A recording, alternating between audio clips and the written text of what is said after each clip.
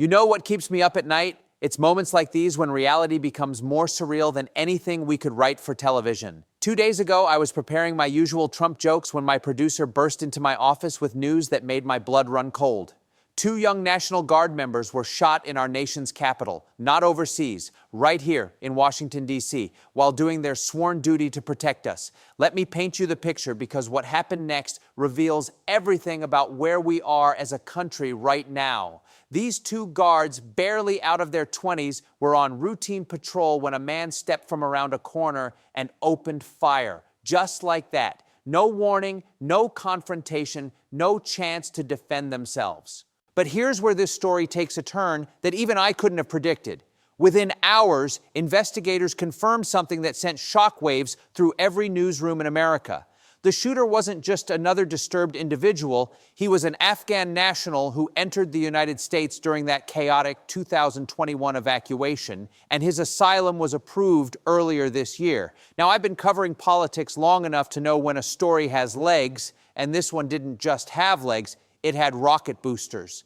Because what Trump did next was something I'd never seen before, even from him. He released a statement so forceful, so uncompromising, that it made his previous controversial remarks look like diplomatic small talk. He called it an act of terror. He demanded a full review of every single Afghan brought in under the Biden administration. And then he announced something that made my jaw drop: immediate deployment of 500 additional troops to protect the Capitol. You want to know what really gets me?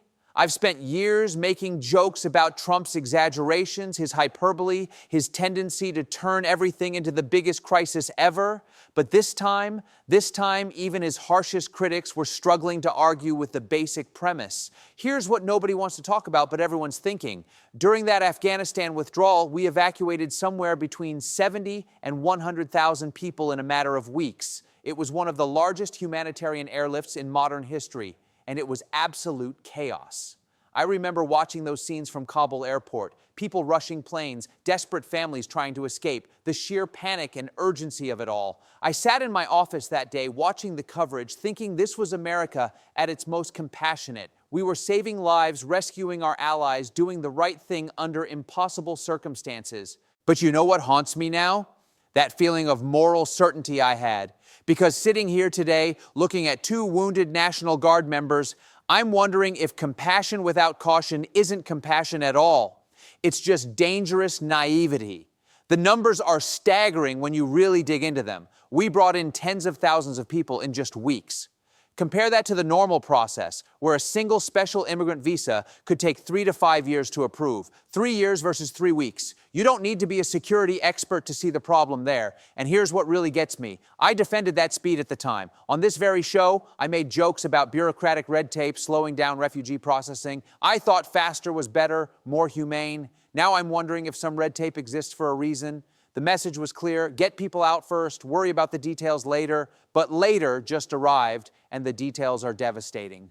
Trump's response was vintage Trump, but with something different, something I hadn't heard before, when he said, "This attack underscores the single greatest national security threat facing our nation." He wasn't just grandstanding. He was connecting dots that a lot of people had been afraid to connect. The shooter came in on one of those emergency flights. He was granted asylum. The system reviewed his case and said, "Yes, you can stay."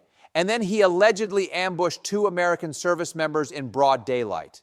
Now, here's where it gets really uncomfortable for someone like me who's built a career on skewering Trump's policies. Because when he announced that every single individual who entered from Afghanistan under the previous administration would be re-examined, my first instinct was to call it xenophobic overreach. But then I stopped and asked myself the question that's been haunting me: how do you argue against that?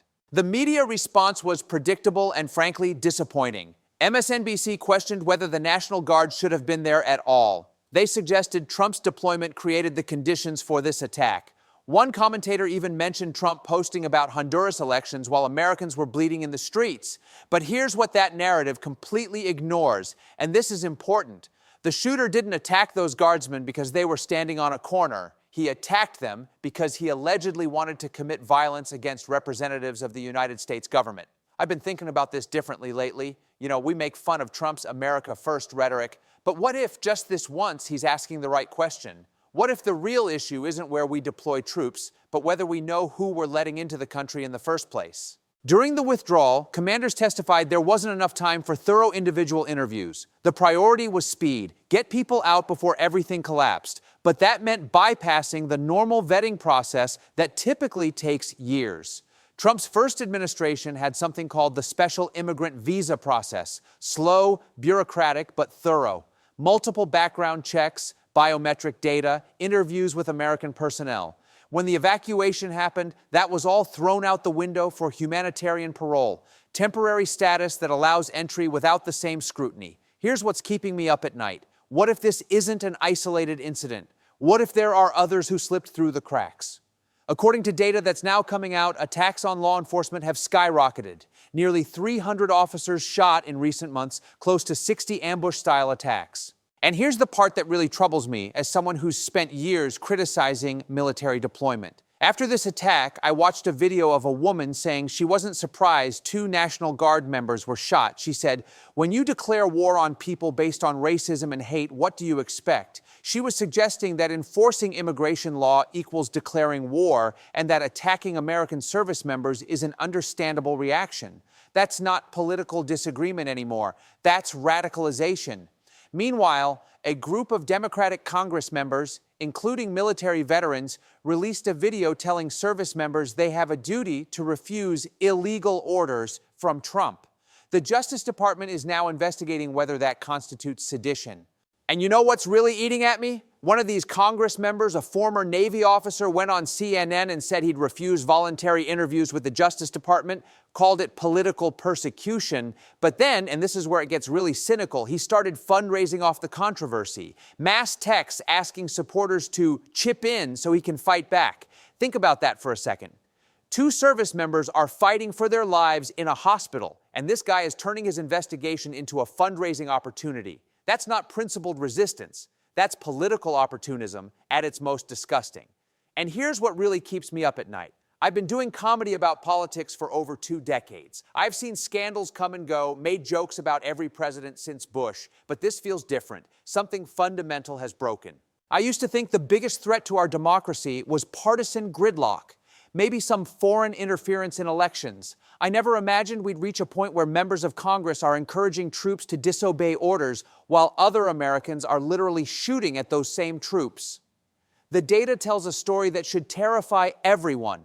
In just the past year, attacks on ICE officers increased more than tenfold, from fewer than 20 reported assaults to well over 200. That's not random violence. That's a pattern. Someone somewhere is convincing people that law enforcement officers are legitimate targets. And before you say I'm being dramatic, let me share something that happened right here in New York. After the Washington attack, I was walking to work when I overheard a conversation that made my stomach turn. 2 college kids were talking about how the National Guard had it coming because they were enforcing fascist policies. These weren't extremists. They looked like they belonged in a Starbucks commercial. You know what? I'm tired of the noise. Beneath all the partisan talking points, there's a real question. How do we balance compassion for refugees with security for citizens? But let me tell you something that hit me harder than any political calculation. Yesterday, I got a call from my sister. She's married to a guy who served 3 tours in Afghanistan. Good man, Purple Heart recipient, the kind of person who still stands for the national anthem even when no one's watching, and she was crying on the phone because their teenage son just asked if daddy might get shot for wearing his uniform to the Veterans Day parade. That's when it hit me. This isn't about immigration policy anymore. It's about whether parents have to worry that their kids in uniform might become targets just for serving their country. My brother-in-law fought the Taliban overseas for 20 years. Now he's wondering if he needs to watch his back from people we brought here to save. And here's the part that really messes with my head. I've spent years defending the idea that America should be a beacon for the oppressed, a place where anyone can start over. My own grandparents came here with nothing, but they came through Ellis Island, where they were checked, processed, documented. They waited. They proved themselves. They earned their place. What we did in Afghanistan was the complete opposite of that. We bypassed everything, the interviews, the background checks, the waiting periods. We said urgency trumps security, and now 2 families are paying the price. The media coverage of this has been absolutely shameful, and I include my own industry in that criticism.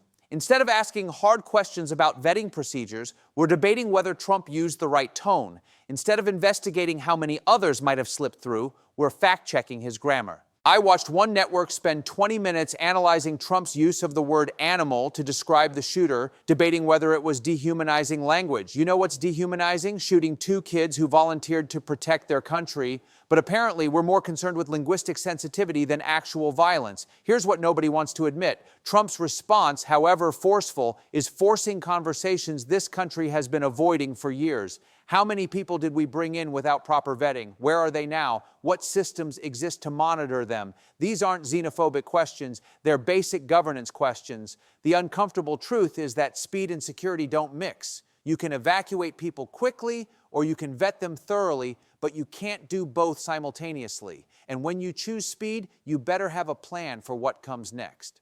But here's what I know. Most Americans don't want cruelty and they don't want chaos. They want a system that works. They want to help people in need without putting their families at risk. The truth is, this incident gives immigration a new intensity that will dominate every future election. And unless leaders on both sides can speak to each other's concerns without dismissing them, we'll just keep talking past each other while the country fractures.